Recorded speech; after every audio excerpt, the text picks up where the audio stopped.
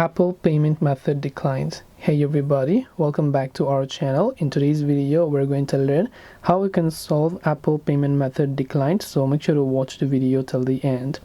Now if your payment method continues and keeps on declining, maybe when you're trying to buy an app, purchase a subscription or something like that, the issue could be with your payment method. So the first thing I want you to do is try to add another payment by removing the current one.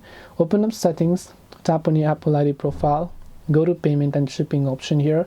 Then when you go to payment and shipping option, if you have any sort of payment method added, first of all make sure to remove that particular payment method by tapping on it and then removing that payment method. Then you can try to add another payment method by simply entering the number, expiry date, the CVV code, and then see if your payment gets through with that card, because the issue could actually be with the payment method that you've added. So I hope this video helped you. If you have got any questions, feel free to leave them down in the comment section. Thank you for watching till the very end of this tutorial, and see you soon in our next video.